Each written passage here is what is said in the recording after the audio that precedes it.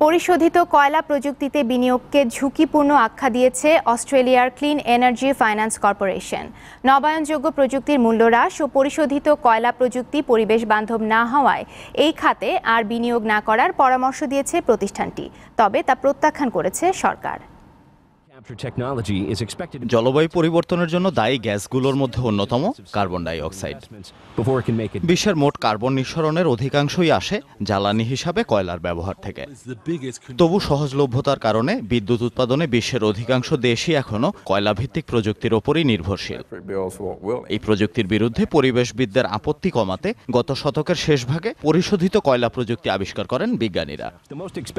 দুটি পদ্ধতিতে কয়লা পরিশোধন করা হয়। প্রথম পদ্ধতিতে গ্যাসিফিকেশন প্রক্রিয়ায় কয়লা পোড়ানোর ফলে সৃষ্ট ধোঁয়া থেকে কার্বন ডাই অক্সাইড ও সালফার ডাই অক্সাইড কমিয়ে ফেলা হয়, তবে এতে খরচ অনেক বেশি।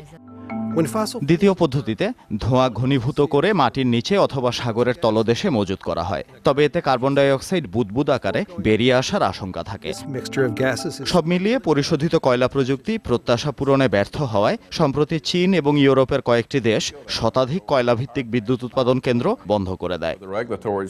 এবার অস্ট্রেলিয়ার রাষ্ট্রীয় পরিবেশ bank clean energy finance corporation CEFC পরিশোধিত কয়লা প্রযুক্তিকে ঝুঁকিপূর্ণ আখ্যা দিয়েছে। গত 10 ফেব্রুয়ারি অস্ট্রেলিয়ার সিনেটের এক শুনানিতে সিইএফসির প্রধান নির্বাহী কর্মকর্তা অলিভার ইয়েটস জানান, এই খাতে জাতীয় রাজস্ব বিনিয়োগ করা ঠিক হবে না, এতে শুধু গ্রাহক সেবার মূল্যই বাড়বে। অস্ট্রেলিয়ার প্রধানমন্ত্রী ম্যালকম টার্নবুল অবশ্য সিইএফসির এই পরামর্শকে অলসতা আখ্যা দিয়েছেন। একটি রেডিও চ্যানেলকে দেয়া সাক্ষাৎকারে তিনি বলেন, বিদ্যুতের চাহিদা পূরণে অস্ট্রেলিয়ার সব ধরনের প্রযুক্তি ব্যবহার করা উচিত।